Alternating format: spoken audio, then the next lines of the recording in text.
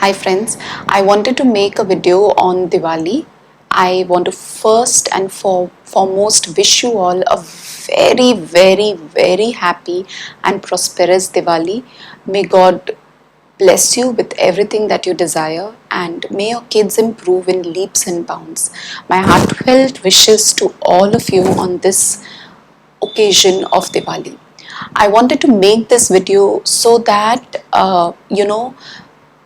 it can help you if your child has auditory sensitivities. Whenever there's a sound of a cracker or something, the child gets really stressed out. The kid's heart starts racing, they start sweating, they start crying, they are really scared and petrified.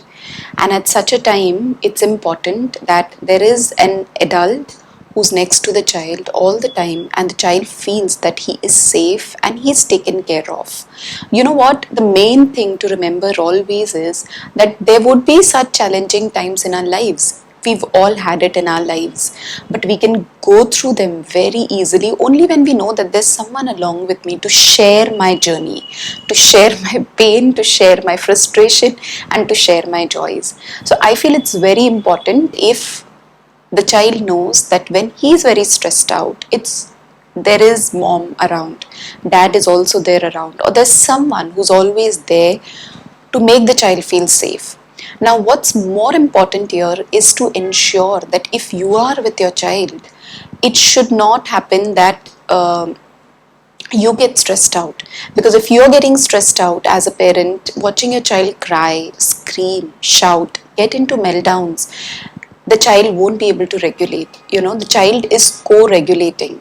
He's relying on your state to manage and to regulate his own state. So that's the first and the foremost thing to take care of, that you are there with your child and you are feeling grounded, you are feeling fine. And if you feel it's difficult for you, then let someone else come along. So if the mother feels stressed out, let the father come.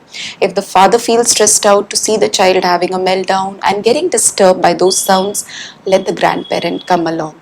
But it's important that the person who's supporting the child, emotionally supporting the child, feels more grounded and more peaceful, and only then can you help your child better. So that's the first important point that we need to remember. The second important point to remember is whenever there's an auditory hypersensitivity, we can at the moment do some little few things for Diwali.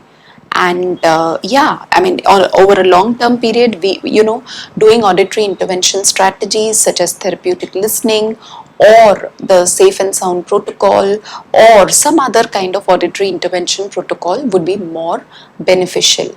But and also to remember is it's not just one sense that is affected in a child, it could be two or three of them together.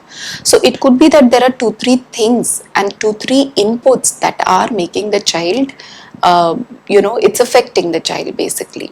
So what I'm going to suggest today are strategies which would help you at least to manage the sounds especially during Diwali.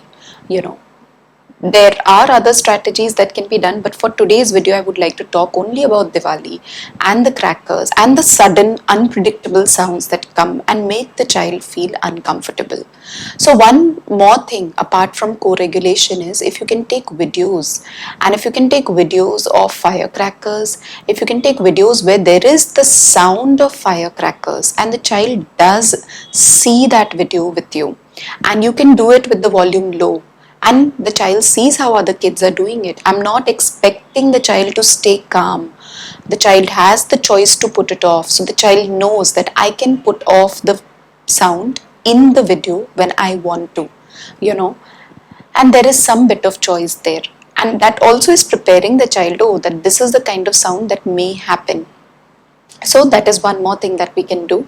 The third thing is using those kinds of noise cancelling headphones or any headphones that you have, and you can play the child's favorite music so that the child is getting distracted in some way. So that is one of the ways that can be done.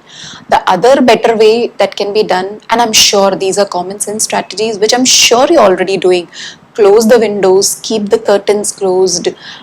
Many parents that I know of, they go out of the city during Diwali, but in this COVID times, maybe it's not possible.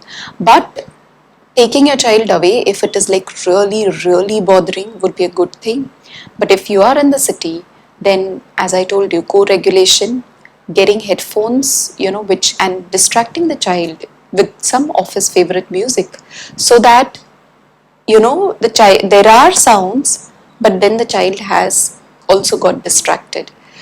Giving a good amount of deep touch pressure, would be a great idea, because that will really help the child to feel better. So deep touch pressure with a therapy ball, or you can just massage, you can just give pressure to your child. That really helps in a big way. Stroking on the back of the child is another great thing that you can do when you feel that there is a lot of meltdown that's happening, or the child is like really scared. If the child doesn't want you to touch him, we respect the needs of the child. We do not push the input on the child. We respect the needs of the child. Then the other thing that we need to remember is, so we spoke about auditorily distracting, visually watching a movie together, and so that's something by which we can distract the child. Giving a good amount of deep touch pressure can help. Giving a child something to eat would be a good idea, because when the child is eating onto something, it gives a good proprioceptive input through this joint, that is my TM joint, temporomandibular joint. So that's another good thing that can be done. Eating onto something that's hard and crunchy can be done, so that the child is kind of able to manage the input better. So these are few things that you can do with your child. Giving them good what you call fidgety toys, so that they can hold into their hands and fidget around with them, would also be a great thing to do, so that they can learn, or they're trying to cope, not learn, they're trying to cope with the sound that's bothering them. So these are a few things that you can do with your child. Remember, first and foremost is co-regulation. If you are calmer, your child will pick up that state from you. It will be very difficult if the child is in the middle of a meltdown. But if you're calmer, believe me, it really helps the child to feel calmer. So I hope these strategies help you, and I wish you all a very happy Diwali again. Thank you.